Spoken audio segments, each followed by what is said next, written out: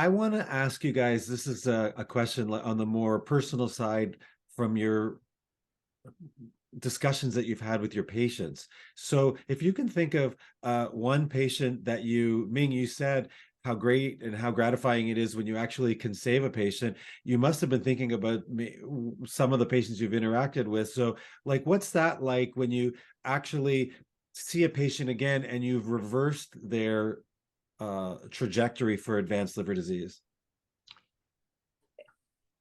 Well, to me, it's why I come into I go into medicine for, isn't it?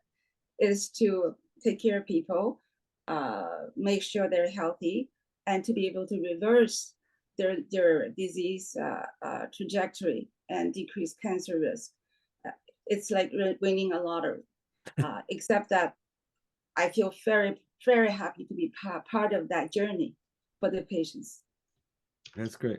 I remember I gave you quickly two examples. First, when I published our study on pioglitazone in 2006, the next 2 or 3 years later, I did a workshop at the Endocrine Society. And after my talk, I'm just preparing to leave, and a person from Saudi Arabia comes to me. He was a doctor who had trained in Boston, and he had cirrhosis, and he started taking pioglitazone, and his disease stabilized and even improved some, and he's been he's probably completely stable now and never needed a liver transplant. So that's why it's important to do this. The other day, just 3 or 4 weeks ago, another patient from Mexico came to see me here in Florida for his second year, and he just said that he was found to have advanced liver disease, and we put him on pioglitazone and the GLP-1 receptor agonist, and his fibrosis by MRE is progressively getting better for the second year.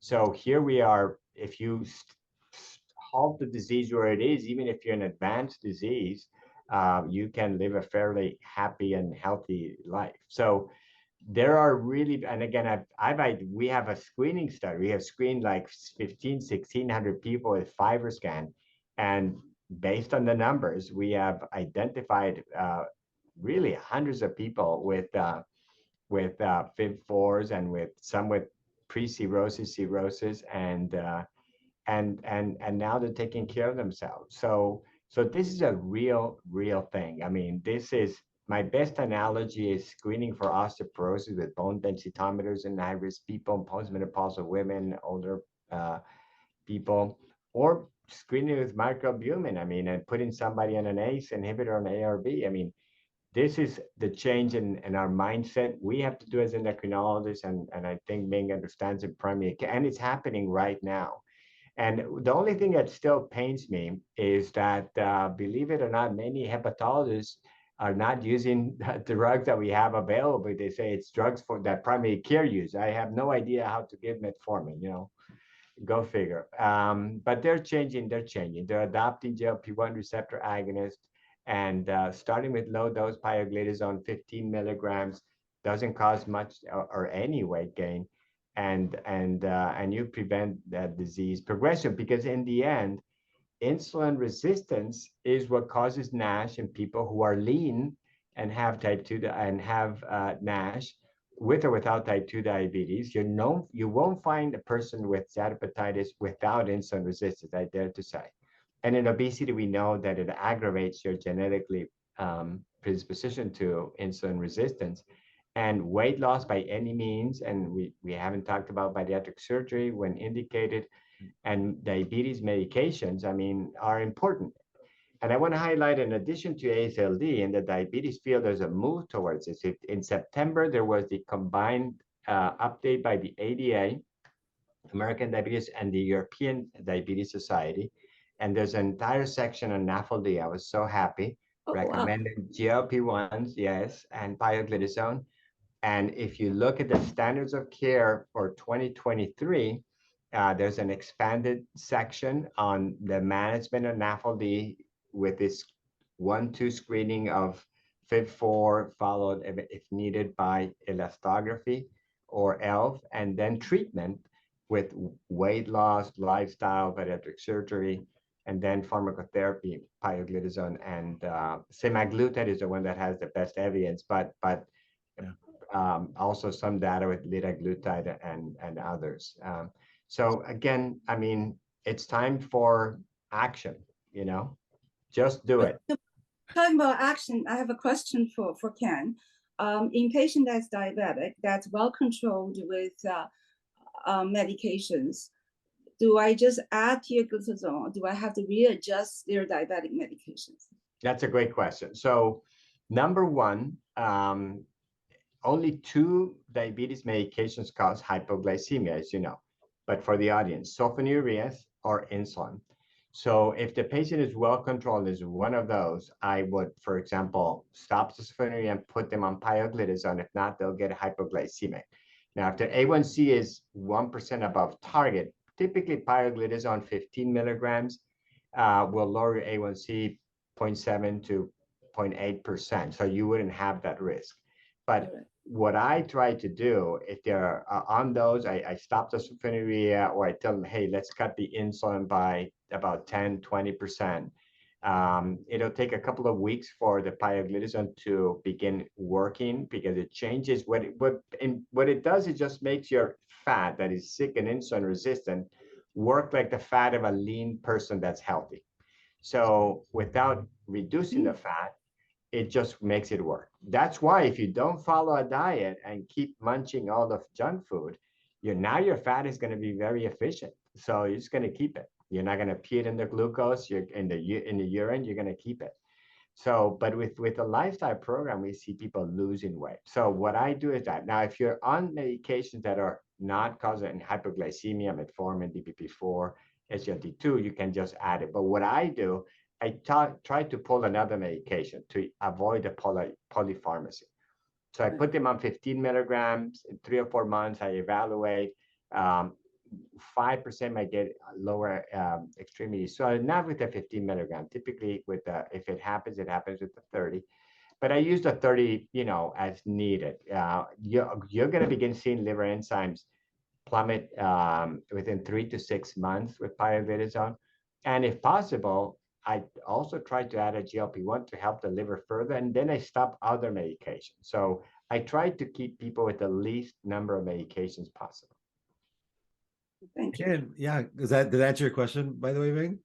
Yes, it does. Because one of the problem for I think primary care to start another anti-hypoglycemic medication is to really concern with how to adjust their existing medications already.